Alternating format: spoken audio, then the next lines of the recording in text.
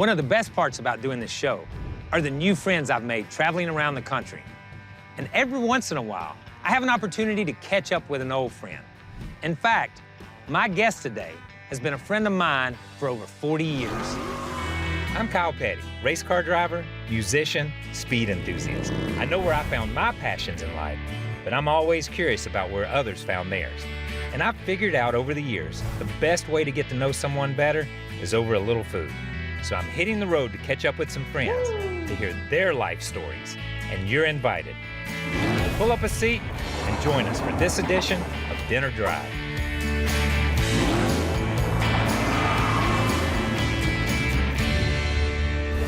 From an early age, Dale Jarrett was immersed in a rich racing heritage. His father, Ned Jarrett, was a two-time NASCAR champion. Dale would eventually score his own championship in 1999 in a career that took a remarkable 3 checkered flags and the prestigious Daytona 500. He'd ultimately join his father in racing's highest honor, induction into the NASCAR Hall of Fame. His contributions to the sport as a driver, broadcaster, and ambassador continue to shape the future of NASCAR that will be remembered for generations to come. Today, I'm at Hickory Motor Speedway, affectionately known as the birthplace of NASCAR stars. And one of them is this guy. Dale, thanks for doing this with me. Listen, you have to put up with me on a regular basis. I'm asking you to put up with me one more day here and do this, so thank you very much for doing it. Yeah, it's always a pleasure. I appreciate it. A lot of memories about this place. Yeah. Did a lot of different things here, including starting my driving career. This was a family business for you guys. When Ned came back and run this place, what was it like having your whole family work around here? You know, we each did our job. We had something to do. As you said, it had to be a family business to make it work. We literally sold tickets, concessions, handed out programs, anything and everything that it took, and even helped clean up the place. I want you to take me inside and show me around this place because there's a lot of history here, and I love history, man. Yeah, let's go. Welcome to Life in the Fast Lane. This place brings back memories for me. I know it does for you. Oh, lots of memories. Dad's office and stuff in there. My mom, myself sold tickets out of this building. My job to mow this grass. I tied a rope around the handle of it, let the mower down, pull it back up, and that's how these banks got mowed. No weed eaters around that I knew of. Certainly wasn't here at Hickory Speedway, so no. Had to devise a better, easier way. And this place still looks the same, almost to me. How much has it changed for you? Not a lot. I mean, I'm not sure that this isn't the same asphalt that my dad put down in 1969 whenever this place was originally paved. These bleachers were the same concrete bleachers. Been a little patches along the way. That was here at the beginning, so it just really hasn't changed that much. I noticed a little, like the gate guard shack out there. That's where the payoff happened. Whenever I got my first paycheck, if you will, it was a pay envelope that I got in 1977. Opened it up, $35 for finishing ninth. 35 bucks, baby? 35. Went to the local pizza parlor, had pizza and drank beer. Take me down here on the track. I want to see the surface. Yeah. Golly. Yeah. Be careful. They thought Wilkesboro was slick. This might be worn out more than that. So. Wow, dude. Been a long time, man. It is slick. It's crazy. I mean, it was slick back when I raced here. I mean, that was the great thing about this speedway is everybody came here because they knew if you could run well here and win here, you could go anywhere and win races. The cool thing for me to come back to places like this is your dad's history here. It's my dad's history here. This is NASCAR.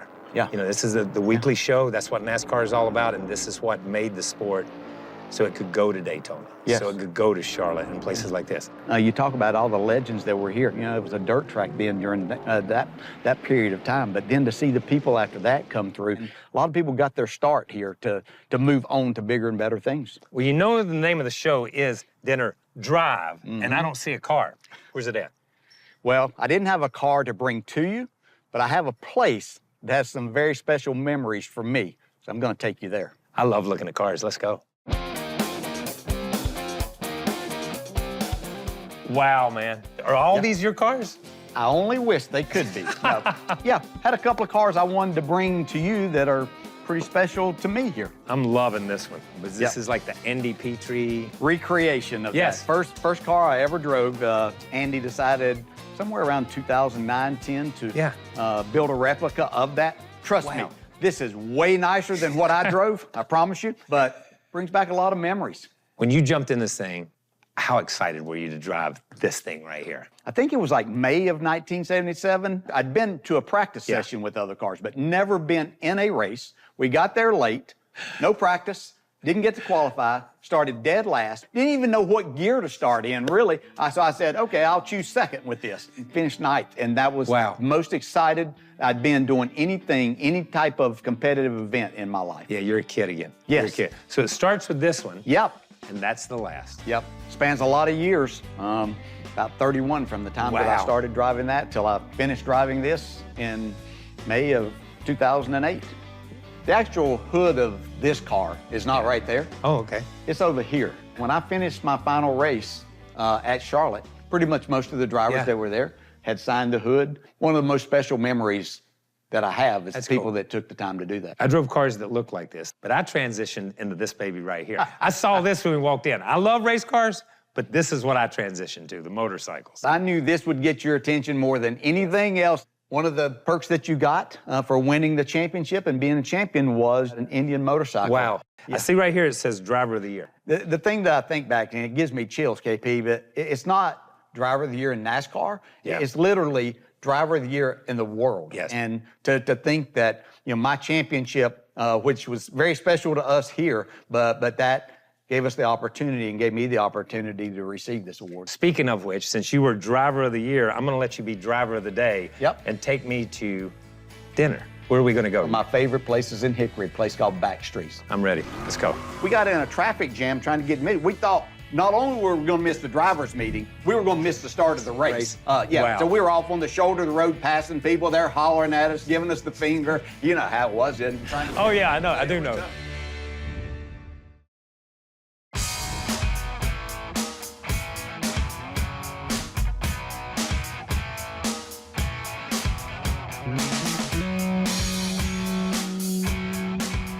So when you're in Hickory, this is your jam. This is it. Always has been. You know, when we lived in Hickory, kids growing up, every day, if we were going out to eat, they would say, let's go to Backstreets. And, you know, happen to know the owner really well. Oh, no way. Yeah. What's his name? Brian Norris, good friend. Hey, guys. Oh, look. Oh, here he is. Brian. How's it going, man? Good, how are you? Did we order and I didn't know it, or what happened? They ordered for you. Oh, thank you very much. I appreciate it. Have a seat, man. Yeah, sure. Have a seat. Thanks. Yeah. I won't stay long. You guys got work to do. This looks really good. What is Well, it? here we have some Caribbean jerk wings that have been grilled. We serve it with carrot, celery, and ranch. And this is an ahi sesame crusted tuna with an avocado layer and an Asian kale slaw. All right, we're gonna dive in. I'm gonna give it a shot here. It's one of the more popular dishes. Wings have always been great. I remember we used lot of to wings. cater to our 20 family years, business events and everything. So he's just been a great friend for a lot of years. Yeah. How much money have you taken off this guy on the golf course? Get ready for a lie right here. Yeah, no. Dale's always been an avid golfer, and recently he retired in the last several years, so he plays even better, so it's kind of gotten hard to beat. This is great, man. This is really good. All right, well, y'all enjoy. Thank you, man. Can't wait for the main dish.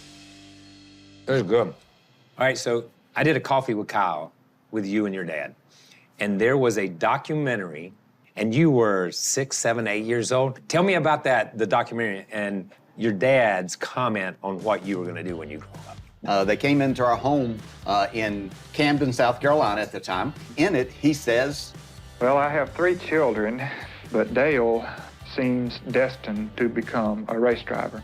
And it was literally the furthest thing from my mind. I mean, I enjoyed going to Bondi Long's shop there in Camden. That's who Dad raced for when we lived there. And getting out there, the guys had a go-kart for me so that I would get out of their way in the shop, you know. I literally was 19, almost 20 years old before I started working on the cars. I knew nothing about working on a race car or driving them at that point. Your dad was the promoter, ran the place. How did that come about? The people that owned the Speedway were looking to sell, and he and some others got together and made that happen. So it was a move back to North Carolina. And in 1968, Hickory Speedway was dirt. And he ran the first season, didn't change it, but a big change came after that because he paved the racetrack.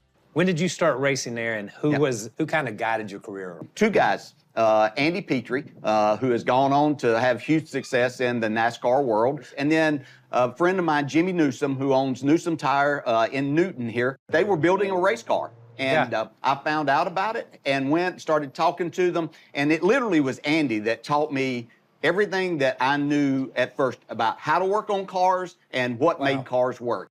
When did your big break come? One into the Busch Series. When did that break come?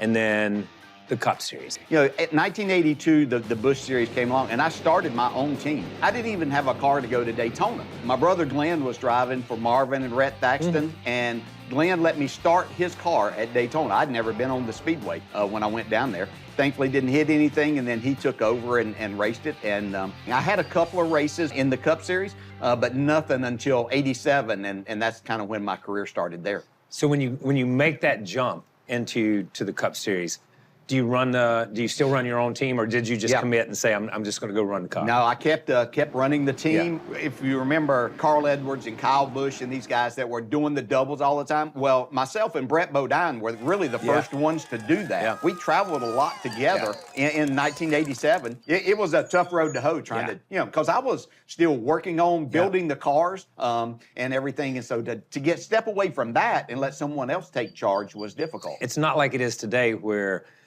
the Xfinity cars race at the same racetrack. Yes, that's right. It's not, let's just walk across the parking lot and go get in my car. It was 6 hours down the road in a car. It was a plane ride to get there. I'll never forget, Brett Bodine and I were doing that. We got a flight back to Michigan. We got in a traffic jam trying to get to Michigan. We thought not only were we going to miss the driver's meeting, we were going to miss the start of the race. So we were off on the shoulder of the road passing people. They're hollering at us, giving us the finger. You know how it was, and trying to get there. I know. So it was tough getting in there. I do know.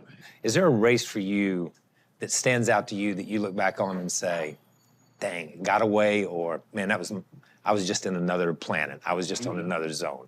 You know, I'd been fortunate to have success at Indy, and we had the fastest car I'd ever driven in 1998. Just beating the field. I'm up by 15 seconds, and crew chief decides that winning $10,000 halfway point money would be great, even though the race paid $700,000 to win. And just as I came off of turn 4, my car started sputtering, and it's 2.5 miles around there. So I lost 4 laps. I was not good with the media that day, and first question was, hey, did you know that you're going to... I said, look, I can drive this thing, but I can't drive it and figure fuel mileage at the same frickin' time, with a few other words. And I had the opportunity to be the first 2-time winner at Indy in the Brickyard, and that was taken away. The '93 Daytona 500, Gibbs's first win. Tell me about that one. That's spectacular. It's the Daytona 500. There's so many layers to that, KP, that make it what it is. And you can't just say, okay, it's your first Daytona 500 win. You know, Joe Gibbs winning his first race, the '93 Daytona 500. And, you know, at the time, that's what I'm thinking, because I have no idea what's going on in the booth until after I get out of the car, and then they have me watch and listen to my dad call the race. And to know that at that time, others in the booth got in their ears and said, hey, we're telling Ned to take this and call this as a dad. Here he comes. It's the Dale and Dale show as we come off of turn 4. You know who I'm pulling for. It's Dale Jarrett. Bring her to the inside, Dale. Don't let him get down there. He's going to make it. Dale Jarrett's going to win the Daytona 500. All right. Oh, can you believe it? My dad went to Dale Earnhardt at Rockingham the next week and pulled Dale aside and said, look, I have to apologize for something. He said, I wasn't very professional in the way that I called that. He said, I hope you'll understand and accept my apology. And Dale looked at him and said, what are you talking about, That's exactly Ned? right. He said, you know, I appreciate that, but there's no apology needed. He said, that's your son, win the Daytona 500. Super job there, Dale. I tell you, I'm really proud of you. I couldn't match Earnhardt and Rusty and Mark Martin, Jeff Gordon. I couldn't match those guys as far as talent driving a race car. But I worked my way to understanding the workings of a car, and then I spent endless hours putting in the extra time and effort. Yeah, I don't care what you do. There's no substitute for hard work and effort.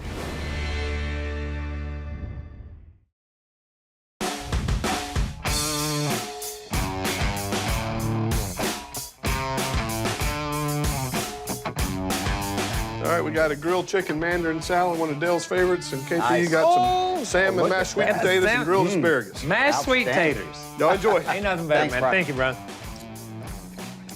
I can eat my weight in sweet taters. Oh, yeah. I do not know what the problem with that is. I'm going to have to remember that.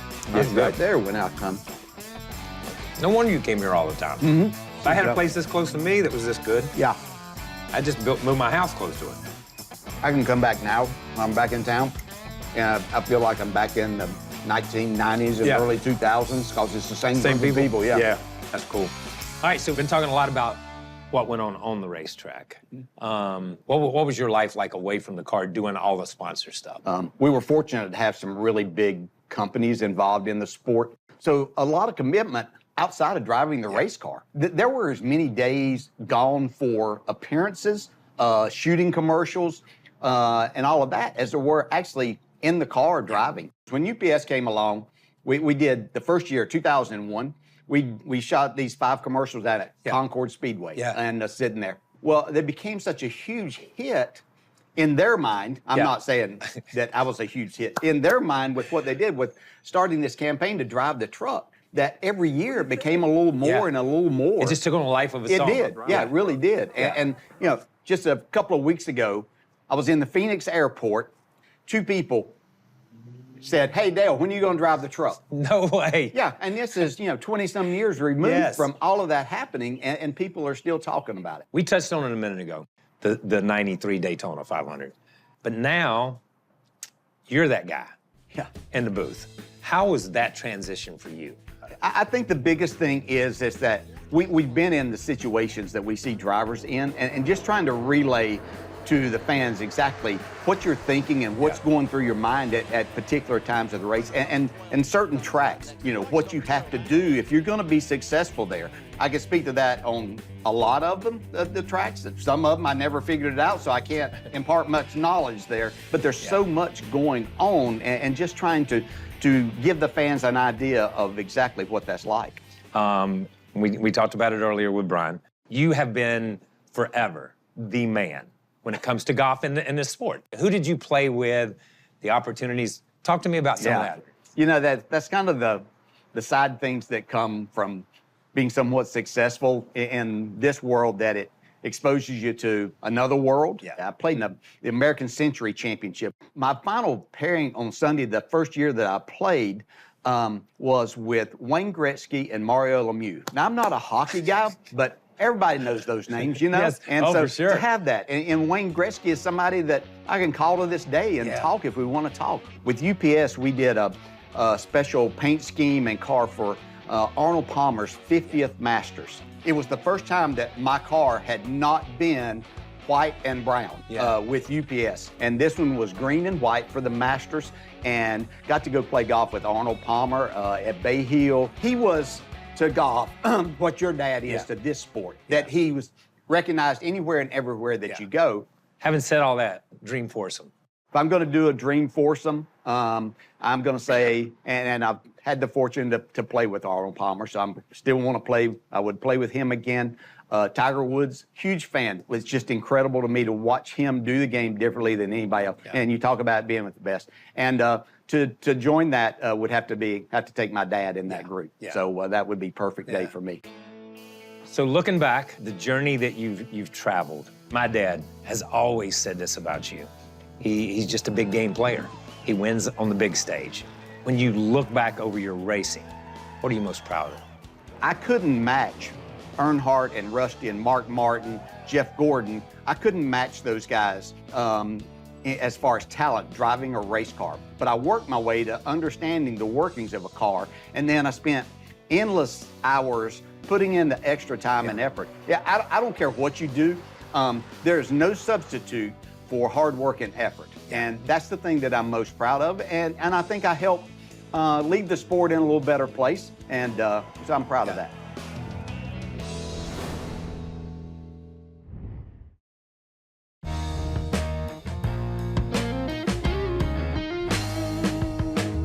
So you and I have raced long enough now that when we go to Darlington for throwback weekend, they throw back to our cars. Yes. You know what I mean? That makes you feel a little bit different. How cool was it to see that car on the racetrack at Darlington? Yeah, it meant a lot, and so you had, Ricky Stenhouse's car was just the paint scheme, the paint itself. Then you had Ross Chastain that had the UPS on the hood, and the paint scheme was just spot on from, when I won there in 2001, it looked exactly like. And it looked like Ross might win the race. I was like, how cool is this going to be? And that was really, really cool to see. Thank you, man. Yeah. This has been fun. Thank you. I've enjoyed this. Yeah, it's been great. And I've told people this for a long time. And I've probably said it too many times that NBC may quit paying me soon. But if I could work with you every weekend, that's all that I want to do because it's the most fun that I've ever had doing anything. I have fun. It's a great time. And I think we do a pretty good job at it. No, and listen, I appreciate that, man. I have had more fun with you these last few years doing all this stuff because they need to film us watching the race and all of our comments there. It'd have to be a pay-per-view. It would, yes, or there. either just no audio, just watch us and try to make up your own story about what we're laughing so hard at. And that is you most of the time because the commercial breaks are hilarious. Oh, and other than our directors and producers can't get in a word edgewise because we're listening and talking. That's true. We can finish up a little bit here now. I won't talk to you anymore. I'll save that for later in the year.